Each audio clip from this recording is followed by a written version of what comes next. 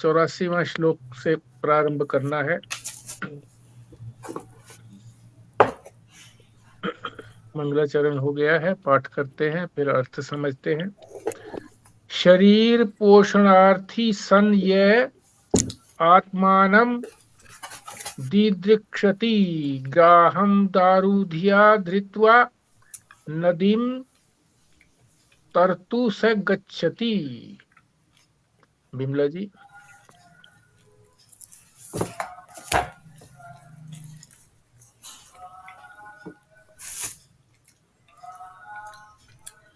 तुरंत तैयार रहना चाहिए।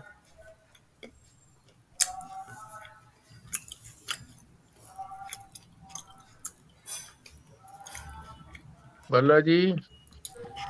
जी।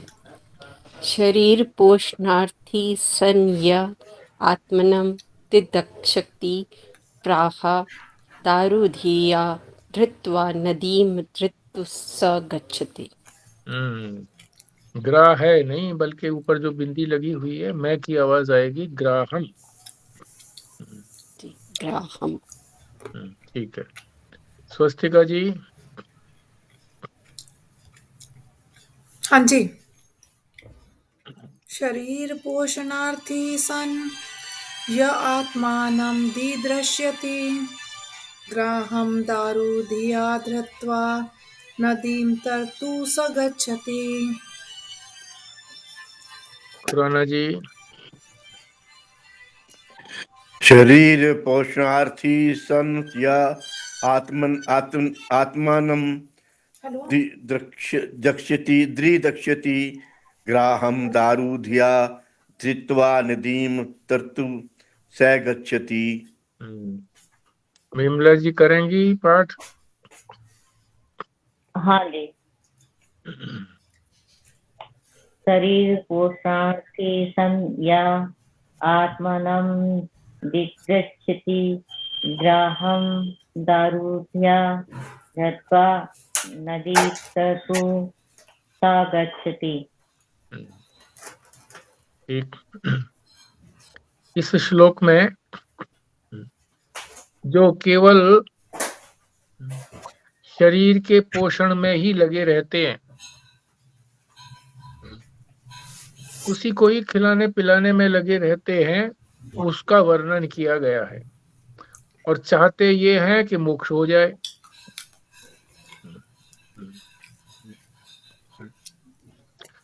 तो इस 84वें श्लोक में, 84 वाले श्लोक में जो चाहते तो मोक्ष है, पर वो लगे रहते हैं शरीर के पोषण में ही, कि शरीर को किस तरह से सुख मिले, शरीर को क्या खिलाए पिलाएं, शरीर स्वस्थ रहे, कमजोर ना हो, इत्यादि। और चाहते हैं ये मोक्ष। तो एक सिमिली बताई है। सिमिली का मतलब वो जैसे मगरमच्छ को पकड़ करके लकड़ी समझ के उसको पकड़ करके नदी को पार जाना चाहते हैं, इसी तरह से जो है मोक्ष के इच्छुक। मोक्ष क्या है? इस संसार रूपी सागर को पार करना, इनके बंधन से, संसार के बंधनों से छुटकारा पाना। चाहते तो ये हैं कि छुटकारा पाए, मोक्ष हो जाए, परंतु शरीर का ही पोषण में लगे रहते हैं। तो अब एक एक अक्षर का शब्द उसको समझते हैं अर्थ। शरीर पोषणार्थी यानी शरीर के रख रखाव में ही लगे रहते हैं। यह जो आत्मानम दिदृक्षति और आत्मा का साक्षात्कार चाहते हैं। दिदृक्षति का मतलब साक्षात्कार, आत्मा का साक्षात्कार चाहते हैं। तो वो किसके समान है? जैसे ग्राहम मगरमच्छ को दारूधिया लकड़ी समझकर, धृत्वा पकड़ लेते हैं, और नदीम तरतु नदी से तरना चाहते हैं, स गच्छति नदी को पार करके जाना चाहते हैं। पकड़ा हुआ है उन्होंने मगरमच्छ को, भ्रम से, अज्ञान से, जो संभव नहीं है। डूबना ही डूबना है। वही गर्दन जो है, मगरमच्छ ही गर्दन पकड़ करके निकल जाएगा।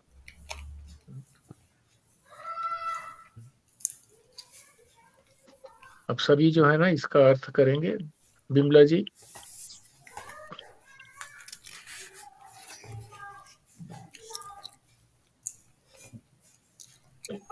पाठ कर लिया क्या? हो गया जी। अभी तो चाहते तो मोक्ष है, लेकिन शरीर के पोषण में ही लगे रहते हैं।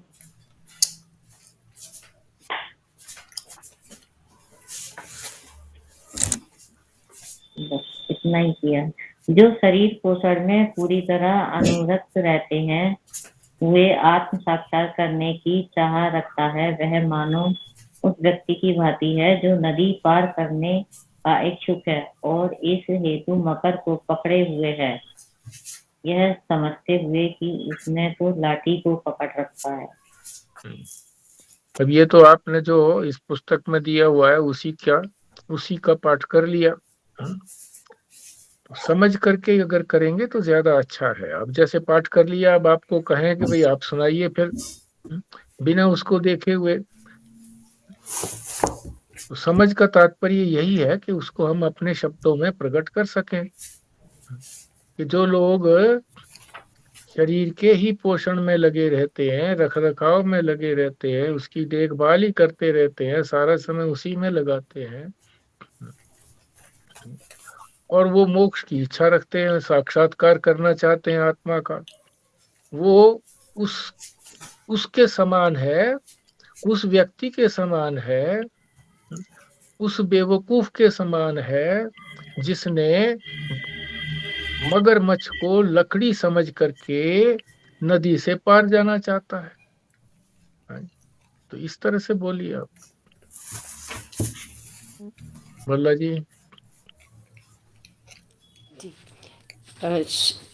जो लोग केवल शरीर के रख रखाव में ही लगे रहते हैं और चाहते हैं आत्मा का साक्षात्कार यानी मोक्ष की इच्छा रखते हैं, वो उसी की तरह है जैसे कोई मगरमच्छ को भ्रम से पकड़कर नदी पार जाना चाहता। ठीक। स्वस्तिका जी। इसमें एक एग्जाम्पल देके समझाया गया है कि जिस प्रकार अगर व्यक्ति नदी को पार करना चाहता है और वो मगरमच्छ को लाठी समझ के उसको उसका सहारा लेके नदी को पार करना चाहता है, तो वो नहीं कर पाएगा। ये बिल्कुल इसी तरह से है कि यदि हम संसार में और विषय भोग करते रहेंगे, शरीर के पोषण में लगे रहेंगे, तो हमारी इच्छा जो आत्म साक्षात्कार की है वो कभी भी पूरी नहीं हो सकती। ठीक। खुराना जी।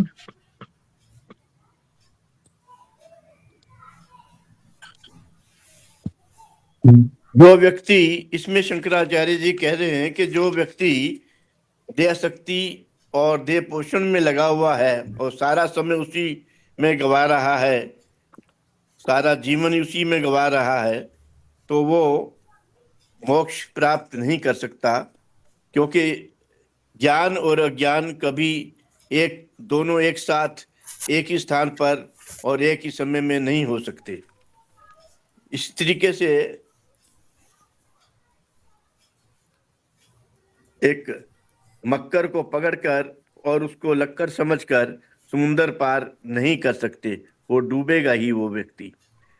हम लोगों ने दुनिया में यही हम समझ रहे हैं कि दुनिया भी बन जाएगी और संसार भी बन जाएगा और ये दीन भी बन जाएगा और दुनिया भी बन जाएगी, ये दोनों नहीं हो सकते। ठीक। कृष्णा जी। हाँ जी। जो मनुष्य इस शरीर के जड़ शरीर के पोषण में लगे रहते हैं और चाहते हैं कि परमात्मा की प्राप्ति हो जाए, उसे शरीर के पोषण तक ही सीमित रहते हैं, वो परमात्मा को प्राप्त नहीं कर सकते। जैसे कोई नदी को पार करना चाहे और मगर को लकड़ी समझ के पकड़ ले, मगर उसका गला दबोच जाएगा, मृत्यु हो जाएगी उसकी, लेकिन पार नहीं कर सकेगा। ठीक है जी। पराशर जी बोलना चाहे तो। जी हाँ, यहाँ पर ये कहे कि जो आत्म साक्षात करना चाहता है परंतु वो अपने शरीर के पोषण में ही लगा हुआ है, तो वह ऐसे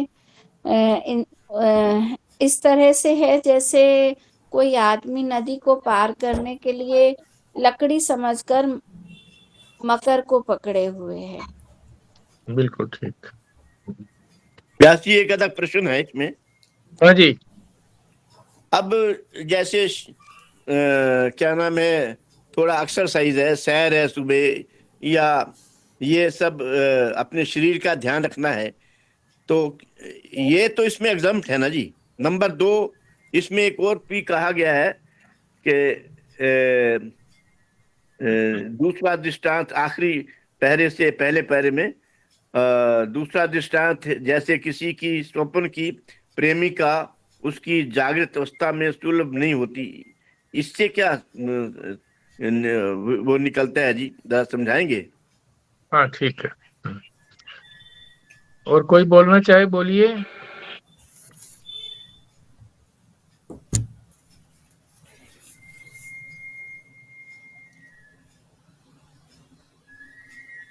पहला प्रश्न क्या था आपका?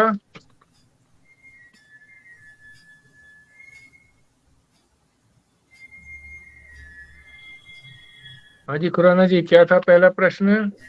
पहला प्रश्न ये है जी कि अपने स्वास्थ्य का ध्यान रखने के लिए। हाँ ठीक ठीक ठीक।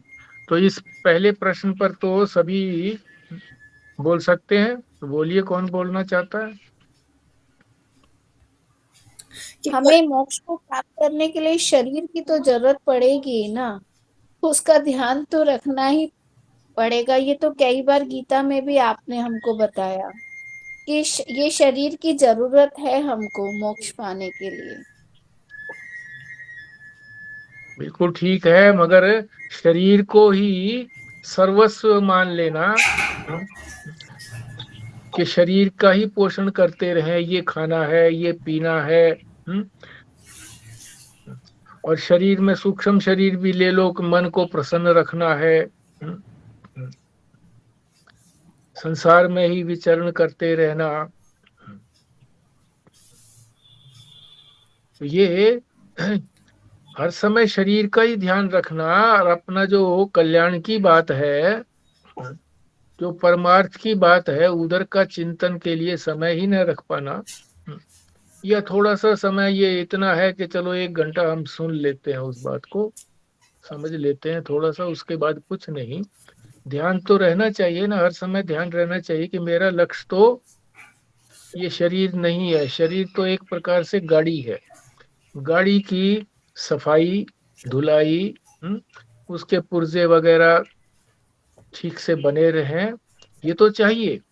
मगर हर समय साफ सूफ करके आगे बैठ गए, उसको यूज किया नहीं, ऑफिस में जाने की जरूरत नहीं, वो 5 कदम पर ऑफिस है, उसको रखा, तो उससे कोई लाभ नहीं है गाड़ी का। तो गाड़ी का तभी लाभ होगा जब उसका कहीं हम प्रयोग करें।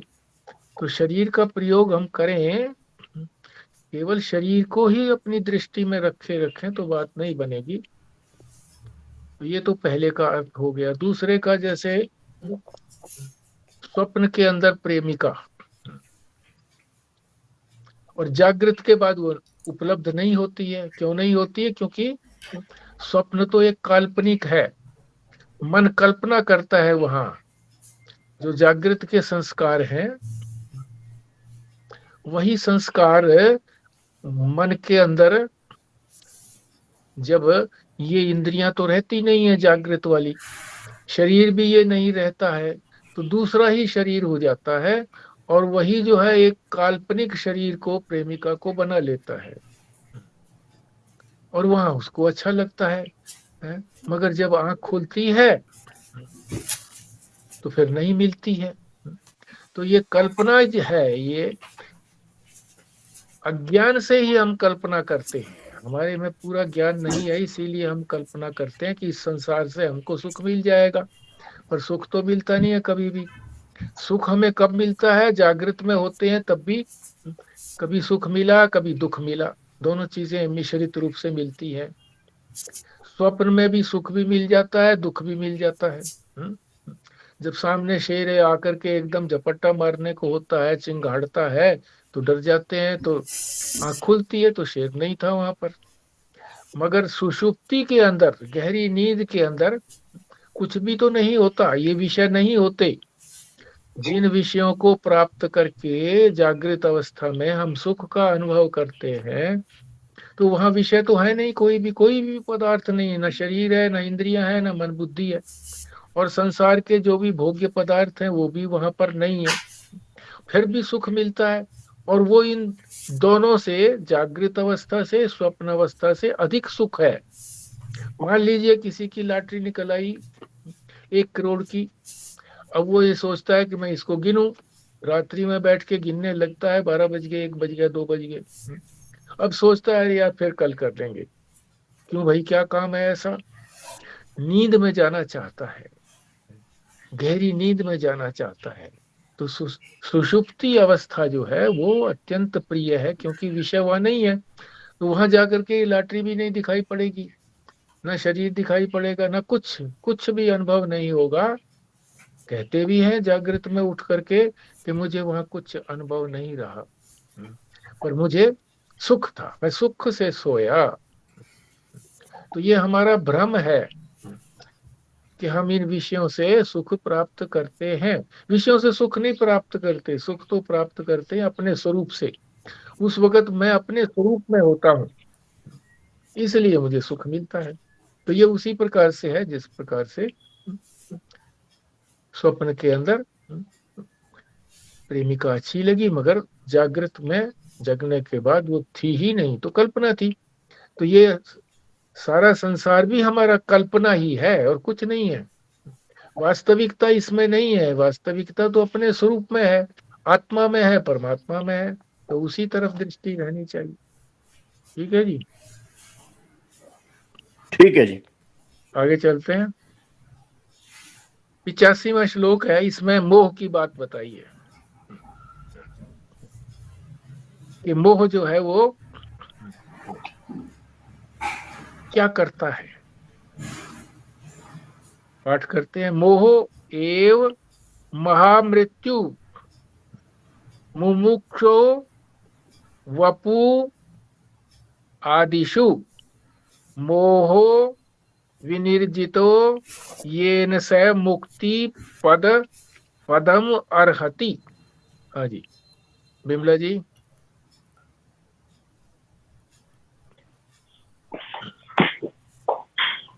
मोह एव महामृत्यु मुमुक्षो वपु आदिषु मोहो विनिर्जितो येन सा मुक्ति पदम हिते।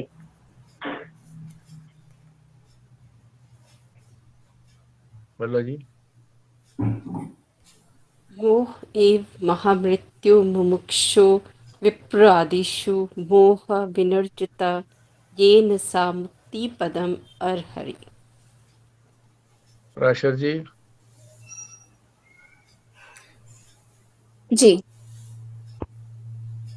मोह एव महामृत्यु मुमुक्षोर्वपुरादिषु मोहो विनिर्जितो येन सा मुक्ति पदमर्हति।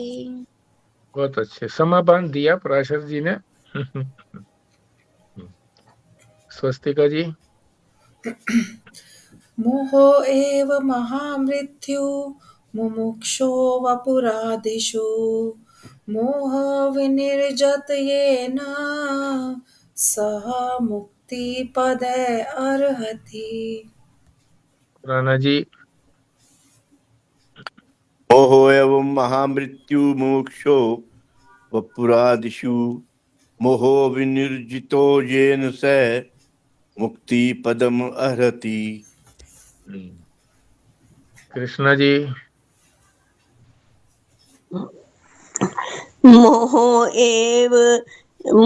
एव महामृत्यु मुमुक्षो वपुरादिषु मोहो विनिर्जतः येन स मुक्ति पदम आहरति। हाँ जी। शर्मा जी। मैं तो सुनूंगा जी आज पढ़ने की अच्छा, स्थिति ठीक में। ठीक ठीक है।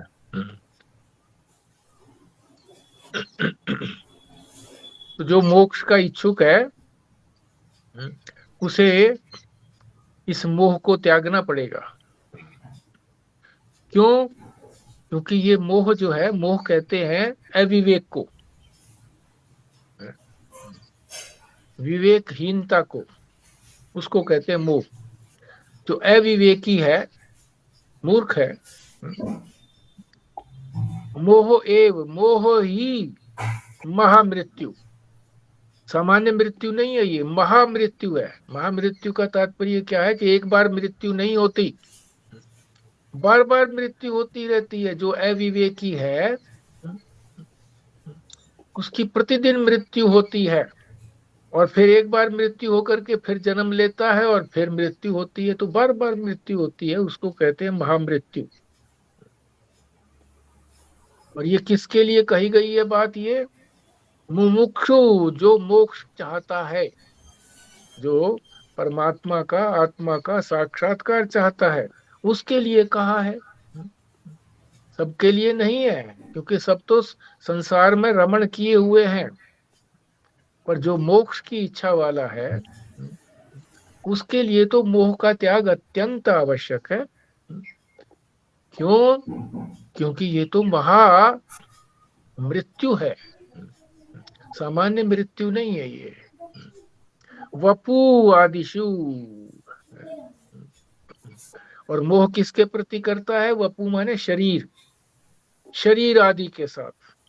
आदि का तात्पर्य ये हो गया कि शरीर आदि के साथ का सूक्ष्म शरीर भी, मन बुद्धि इंद्रियों आदि के साथ भी अपना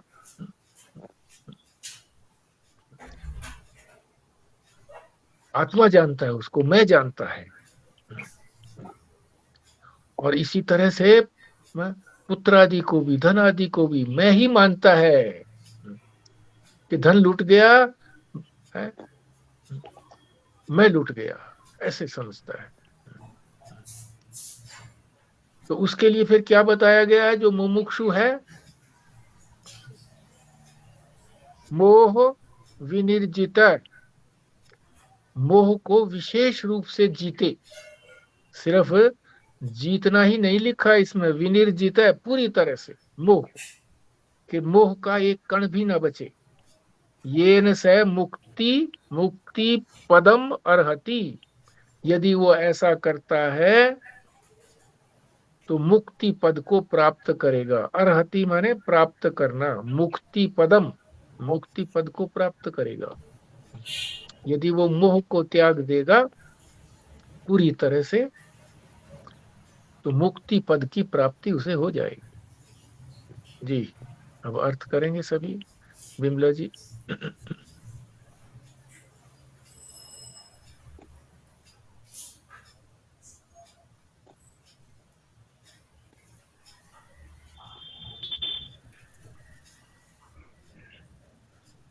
जो मोक्ष का इच्छुक है उसे मोह त्यागना पड़ेगा, और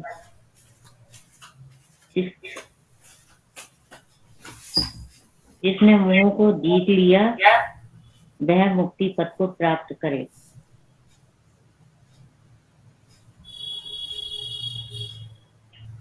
और जो मोह का त्याग नहीं करता है तो उसकी तो महामृत्यु है। दूसरे ढंग से बात कही गई है। दुख और महामृत्यु। भल्ला जी। जो मोक्ष चाहता है उसके लिए मोह का त्याग बहुत जरूरी है, क्योंकि मोह मतलब मोह महामृत्यु है। और जो मोक्ष चाहता है उसको विशेष रूप से मोह से जीतना है, तभी उसको मुक्ति मिल सकती। ठीक, स्वस्तिका जी। मुमुक्षु के लिए ये अति आवश्यक है कि वो मोह को पूरी तरह जीत ले, तभी वो मुक्ति को प्राप्त कर सकता है। नहीं तो अगर वो शरीर के मोह में ही लगा रहेगा तो उसकी दुखद मृत्यु निश्चित है।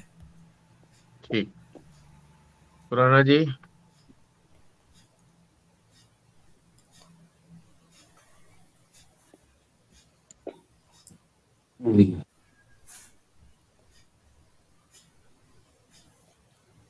विषय शक्ति से और अनर्थकारी मानसिक विक्षेपों से ऊपर उठने की चेष्टा सचमुच में जो कर रहा हो और आत्म साक्षात्कार के लिए कोशिश कर रहा हो, आगे बढ़ रहा हो अपने स्वरूप को जानने के लिए, उसके लिए ये मोह जो है या इंद्रिय विषय संयोग, ये क्षणिक सुख जो है, ये मृत्यु है,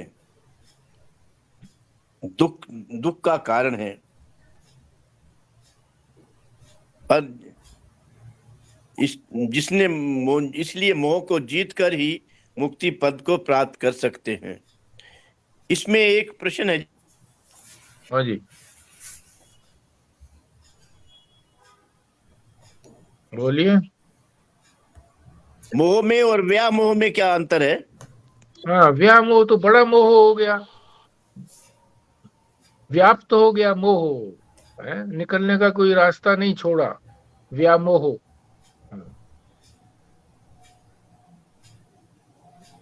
ठीक है जी। कृष्ण जी।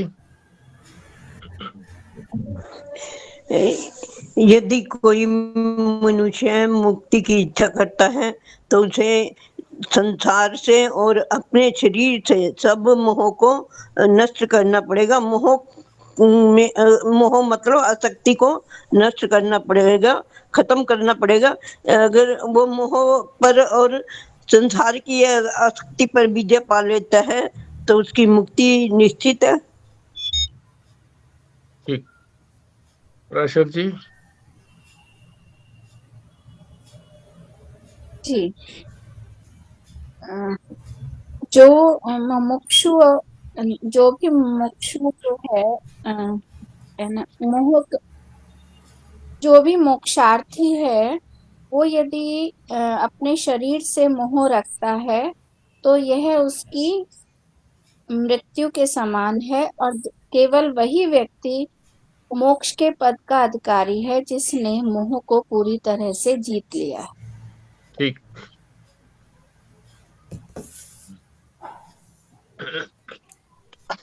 आगे बढ़े जी। एक 84 के अंदर व्यासी आया है, आत्मघाती। आत्मघाती तो आत्मघाती और आत्महत्या में क्या अंतर है जी? एक ही बात है। ठीक है जी। हाँ। वास्तव में आत्मा का घात नहीं होता, घात तो शरीर का ही होता है, वो भी स्थूल शरीर का होता है। सूक्ष्म शरीर का भी घात नहीं होता, सूक्ष्म शरीर भी नहीं मरता। सूक्ष्म शरीर ही तो दूसरे शरीरों को जाकर के धारण करता है। सूक्ष्म शरीर की मृत्यु तो तभी होती है जब ज्ञान हो जाता है, तब सूक्ष्म शरीर यहीं पर लीन हो जाता है सारे ब्रह्मांड के अंदर, अपने अपने पंचभूतों में, अपने अपने भूतों में सब चले जाते हैं। इस स्थिति को क्या, इस सिचुएशन को क्या कहेंगे जी? मन जब अमन हो जाता है, क्योंकि मन भी तो उसी का अंतःकरण का ही। हाँ, अमन कहिए उसको, जो उसकी मोक्ष की स्थिति को कहें कि मन जो है ना, जब हमने मन को, मोह का हमने नाश कर दिया, आसक्ति और मनोनाश, इन दोनों की जब तक निवृत्ति नहीं होती है तब तक मोक्ष नहीं होता, आत्म साक्षात्कार नहीं होता। मन का नाश और आसक्ति को छोड़ना, ये दोनों।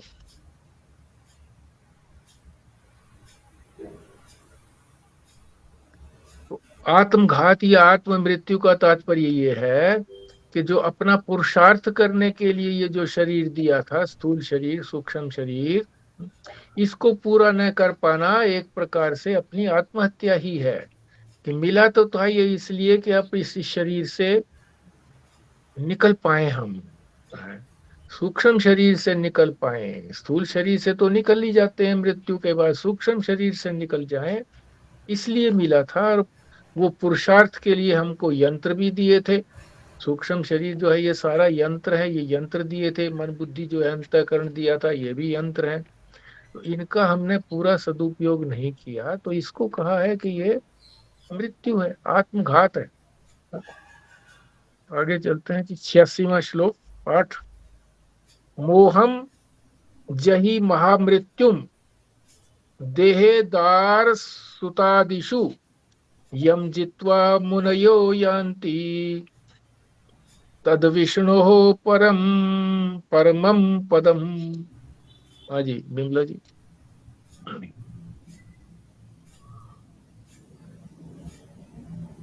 मेरा बोला ना। हाँ जी। मोहम जहि महामृत्युम देहदार सुतादिषु यम जित्वा मुनयो यान्ति तद्विष्णो परमं पदम। बल्ला जी। मोहम जहि महामृत्युम देहदार सुतादिषु यम जित्वा मुन्य यान्ति तत् विष्णु परमं पदम। प्रसाद जी। जी।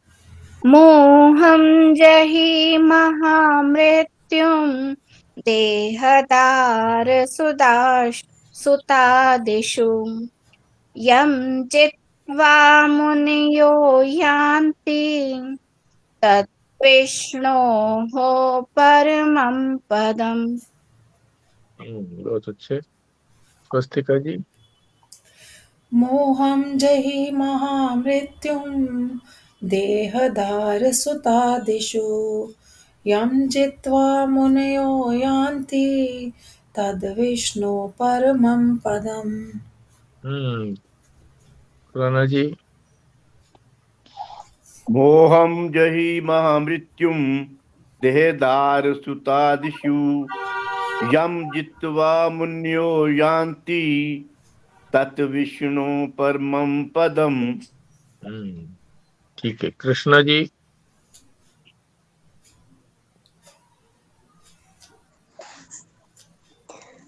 मोहम जहि महामृत्युम देहदार सुतादिषु यम जित्वा मुनः यान्ति तत् विष्णु परमं पदम। ठीक। अर्थ करते हैं। मोहम जही, जही कहते हैं उसको नष्ट कर दो, मार दो। किसको? मोह को। फिर मैं पिछले श्लोक में भी मोही की बात बताई थी कि मोह को त्यागने की बात कही थी, और यहाँ भी मोह को त्यागने की बात है। मगर यहाँ और विशेष बात क्या है, एडिशनल क्या चीज है कि मार डालो इसको। मोह जो है ये महामृत्यु है, और मोह किसके साथ है हमारा लोगों का, ये बात अलग से बताइए इसमें। देह के साथ मोह है। देह को ही मैं अपना आपा मानता हूँ, देह को ही आत्मा मानता हूँ। दार, दार कहते हैं पत्नी को, स्त्री को। देहदार, सुता पुत्र, आदिशु आदि का मतलब जितने भी पदार्थ हैं, जहां जहां भी हमारी आसक्ति है, जहां जहां भी हम जुड़े हुए हैं, वो सब जो है मोह के कारण जुड़े हुए हैं। इसलिए उस मोह को मार डालो। कहाँ कहाँ जुड़े हुए हम? पति पत्नी तो है ही हैं, बच्चे भी हैं अपने,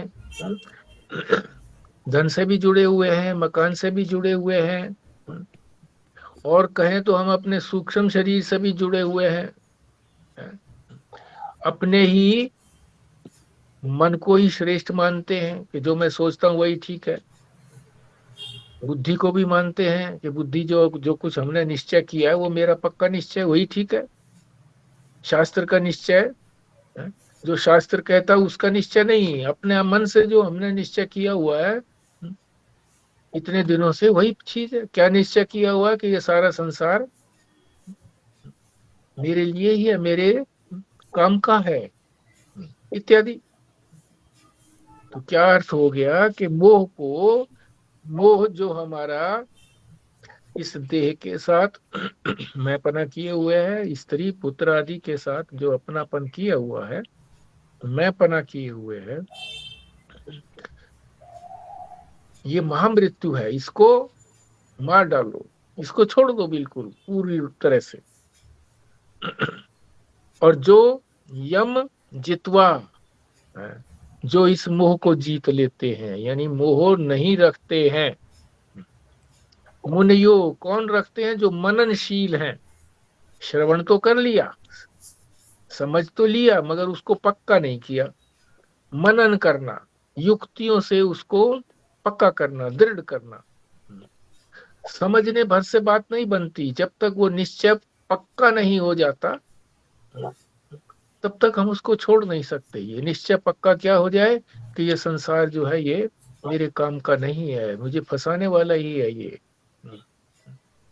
ये पक्का निश्चय हो जाए कि ये सच्चा नहीं है, केवल दिखना भर है, इसे दिखता भर है ये, इत्यादि। जो भी इसके दुष्परिणाम है, उस सारे दुष्परिणामों को बार बार सोचना, और जो अपना स्वरूप है उसके लिए युक्तियां लगाना, यही हमारे काम की वस्तु है। इसी को हमने निश्चय पूर्वक अपने में धारण करना है, बुद्धि में धारण करना है। तो सारे का अर्थ क्या हुआ कि मोह जो हमारा स्त्री पुत्र आदि के प्रति मोह है, ये मोह हमारी महामृत्यु है। इसलिए इसको हटा दो, दूर कर दो, मार दो। और जो मननशील व्यक्ति है वो इस मोह को जीत करके कहाँ पहुंचते? यान्ति माने पहुंचना, तद विष्णु परमम पदम, विष्णु के परम पद में पहुंचते हैं, विष्णु के धाम में पहुंचते हैं, यानी परमात्मा के पास उनका निवास होता है। हाँ जी विमला जी।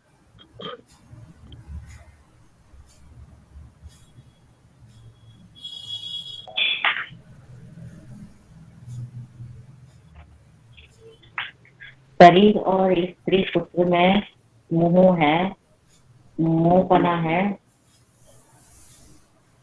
नहीं, मोह है, मैं पना किए हुए है मोह। इस मोह को मार डालो, ये मृत्यु के समान है। जो मननशील व्यक्ति है इस मोह को जीतकर के परमात्मा के पास, परमात्मा के धाम में जाता है। ठीक ठीक बोला बल्ला जी। जो मोह है, जो हमारा देह के साथ है, स्त्री और पुत्र आदि के साथ है, उसको पूरी तरह से छोड़ दो। और जो इस मोह को छोड़ देता है और मननशील व्यक्ति है, वो विष्णु के परम पद को प्राप्त होता है। ठीक। प्राशर जी। शरीर, स्त्री और पुत्र के प्रति जो हमारी आसक्ति है वह महामृत्यु के समान है। इस आसक्ति को के ऊपर विजय प्राप्त करें, तभी मुनिजन जो हैं विष्णु के परम पद को प्राप्त करते हैं। बहुत अच्छे। स्वस्तिका जी। हमारी आसक्ति जो शरीर, स्त्री और पुत्र के प्रति है, वो महामृत्यु का कारण है। इसको त्यागना ही श्रेष्ठ है। इसकी दासता को स्वीकार ना करके इसके ऊपर विजय प्राप्त करनी है। और अगर हम ऐसा कर पाते हैं तो सर्वव्यापक परमेश्वर के लिए हम उस परम पद को प्राप्त कर पाएंगे। ठीक है, खुराना जी।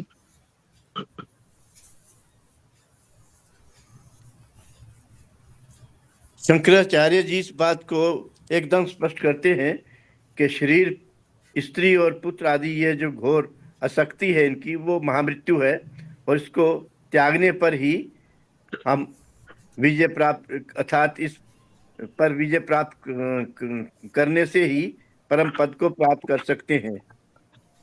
और दरअसल में ये शरीर, स्त्री, पुत्र आगे भी कहा है।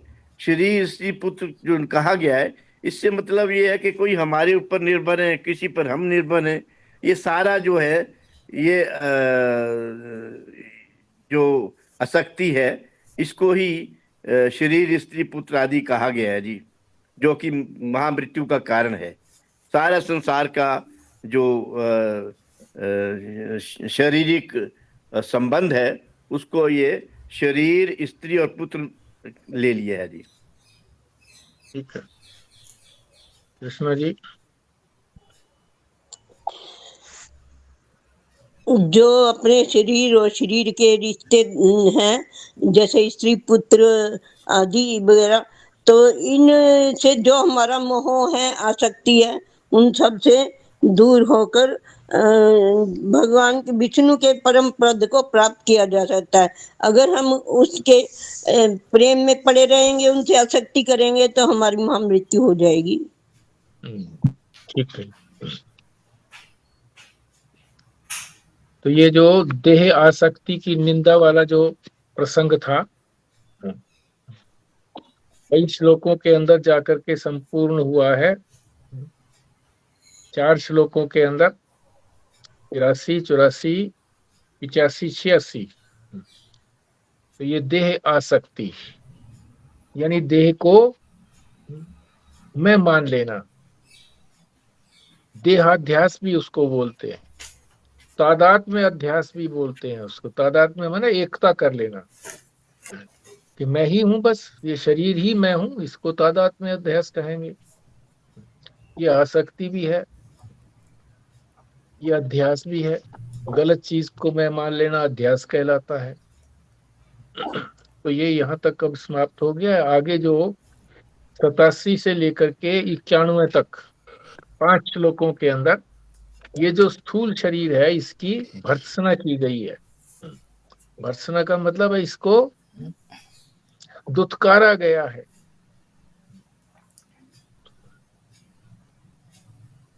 तो इसमें सारे शरीर की क्या स्थिति है उसको बताएंगे 87वें श्लोक के अंदर। पाठ करते हैं। त्वक त्वक मांस रुधिर स्नायु मेदो मज्जा अस्थि संकुलम पूर्ण मूत्र पुरुषाभ्याम स्थूलम निंद्यम इदम वपु। हाँ जी बिमला जी।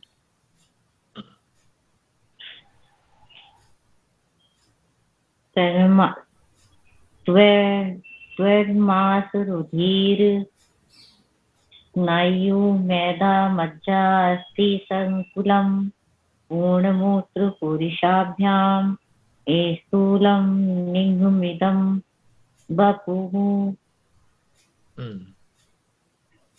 बल्ला जी। त्वं मासरुधिर स्नायु मेदो मज्जा अस्थि संकुलम पूर्णम मूत्र पुरुषाभ्याम स्थूलम निगम इदम वपु। राशद जी। जी। त्वं मासरुधिर स्नायु मेदो मज्जास्थि संकुलम पूर्णमूत्र पुरुषाभ्याम स्थूलं निन्द्यमिदं वपुः। स्वस्तिका जी। त्वं मासरुधिर्स्नायु मेदो मज्जा अस्थि संकुलं पूर्णमूत्रपुरीशाभ्यां स्थूलं नित्यम् इदं वपुः। राणा जी।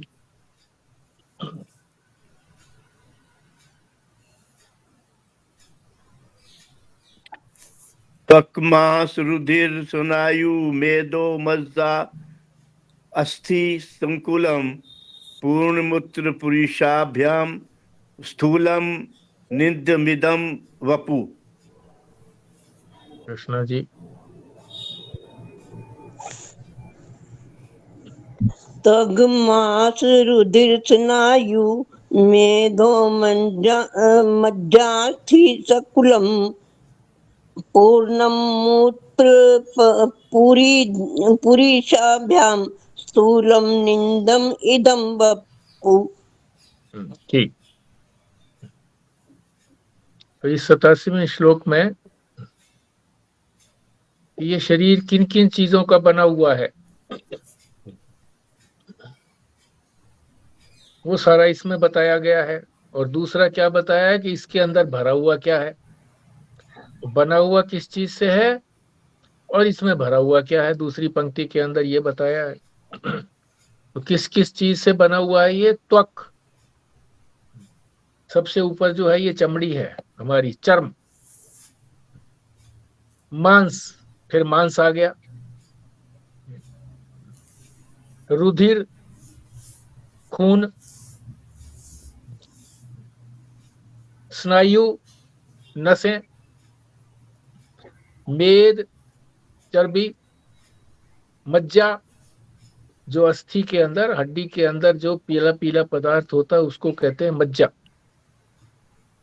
और अस्थि, इन सारी चीजों से बना हुआ है। संकुलम माने समूह है ये, इन चीजों का समूह है, इन चीजों से मिलकर के बना। आयुर्वेद में सप्त धातु कहा जाता है। सबसे पहले रस, भोजन करते हैं तो उसका रस बनता है। उससे फिर क्या बनता है यहाँ क्रम नहीं दिया हुआ, जो भी दिया हुआ है। रक्त बनता है, रस, रक्त। रक्त से फिर मांस बनता है, फिर मेद, चर्बी बनती है, फिर मज्जा। रस, रक्त, मांस, मेद, अस्थि बनती है, अस्थि। फिर मज्जा बनती है उसके अंदर, और फिर शुक्र बनता है। सप्त धातु कहा जाता है इसको। 7 धातुओं से ये सारा शरीर बना हुआ है। ये पहली पंक्ति में तो ये हो गया कि इसकी स्ट्रक्चर क्या है, बनावट क्या है। जैसे मकान में बनावट होती है, किन किन चीजों से बना है। ईंट है, सीमेंट है, बजरपुर है, लोहा भी बीच में डालते हैं, इन चीजों से बना है। लकड़ी भी लगा लेते हैं दरवाजे खिड़कियों के अंदर, शीशे भी लगा लेते हैं। तो ये बनावट के बारे में बताया गया है कि शरीर की बनावट किन किन चीजों से है। फिर इसके अंदर दूसरी पंक्ति में बताया कि इसके अंदर भरा हुआ क्या है। पूर्णम, पूर्णम मतलब पूरा हुआ, भरा हुआ है। क्या भरा हुआ है? मूत्र, समझ गए होंगे। पुरीश, पुरीश माने विष्टा।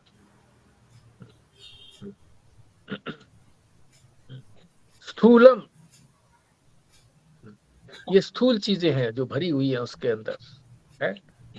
और भी चीजें हैं। अब जब आप अपने आप कल्पना कर सकते हैं कि नाक से जो निकली है, निकलती है, वो भी है, तभी इसी के अंदर से, तभी तो निकलती है। पसीना भी इसी के अंदर से निकलता है।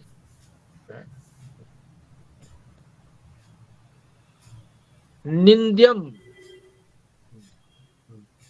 निंद्यम का अर्थ तो ये है कि ये भरा हुआ है इसके अंदर है। पहले भी पूर्णम कहा गया था, फिर यहाँ भी निंद्यम का अर्थ गर्हित लिखा हुआ है इन्होंने, यानी इसमें ही यही गहराई है इसकी, और कोई गहराई नहीं है। गहराई इदम यह वपु माने शरीर, ये शरीर जो है ये इन इन चीजों से भरा हुआ है।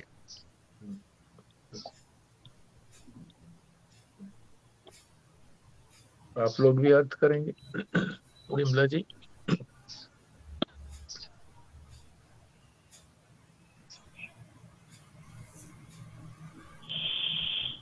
ये शरीर बना है त्वचा मांस रक्त मैदा मज्जा अस्थि से बना हुआ है। ये शरीर तथा मल मूत्र से भरा हुआ है। ठीक, बल्ला जी। हमारा शरीर त्वचा मांस रक्त मेदा मज्जा अस्थि से मिलकर बना हुआ है और इसके अंदर मल मूत्र इत्यादि भरा हुआ है। ठीक, राशद जी।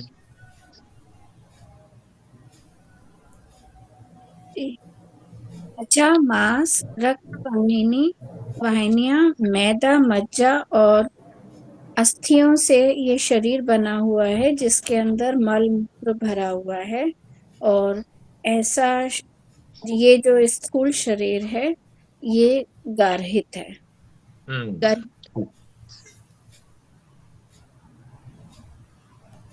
स्वस्तिका जी। ये जो हमारा स्थूल शरीर है ये बहुत ही गंदी और अपावन चीजों से बना हुआ है, जिसमें त्वचा मांस रक्त वाहिनियां मैदा मज्जा और अस्थियां हैं और इसके अंदर मल मूत्र भरा हुआ है। तो ये सब इसीलिए बताया गया है ताकि हमारी देह के प्रति जो आकर्षण है और आसक्ति है वो कम हो जाए और फिर धीरे धीरे समाप्त हो जाए। बिल्कुल ठीक।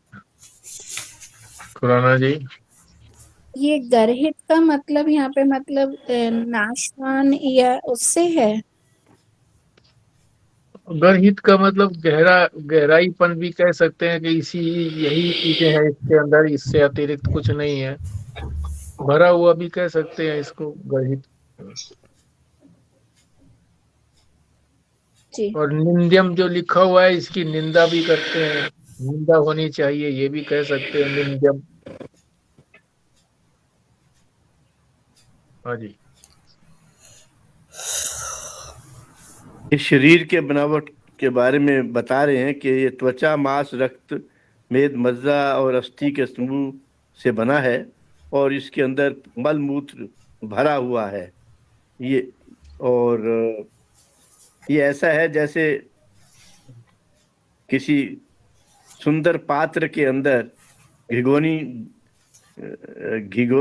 किसी सुंदर पात्र के अंदर घृणित चीजें भरी हुई हो। ठीक बात है।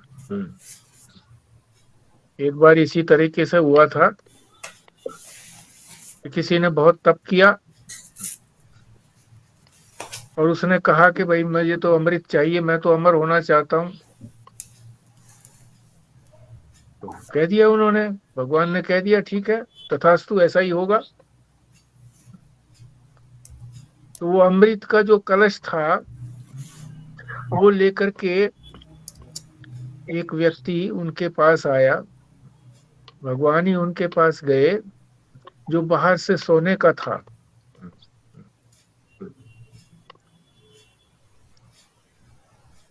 जो बाहर से सोने का नहीं था, बाहर से बल्कि वो बहुत बुरा था, मल मूत्र उसके ऊपर गोबर से लपेटा हुआ था।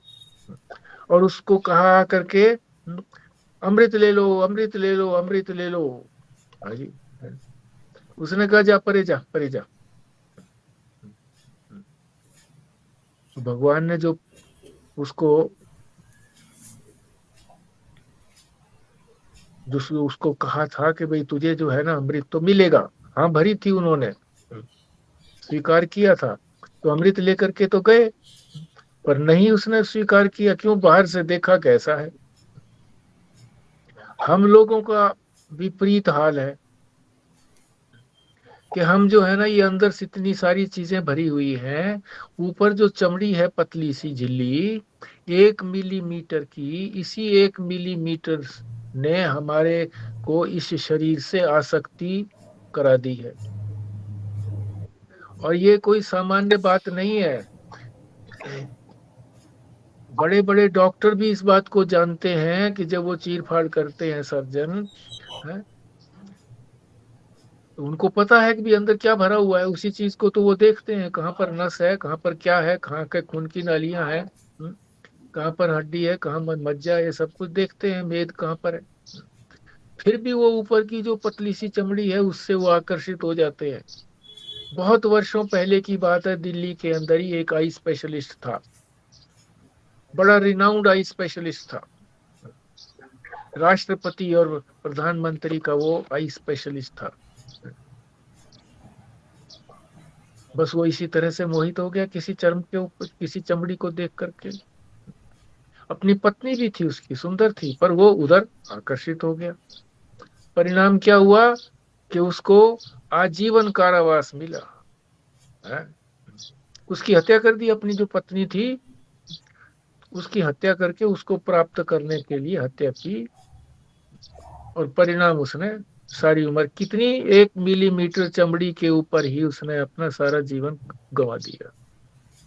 यहाँ तो किया ही किया है, आगे भी जो है ये आसक्ति उसकी इतनी दृढ़ होगी कि मानव शरीर मिले न मिले।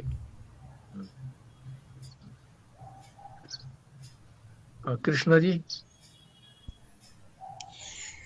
ये मनुष्य शरीर 7 धातुओं से बना है। रस, रक्त, मांस, मज्जा, हड्डियां, रज और वीर्य से बना है, और इसके अंदर मलमूत्र भरा है।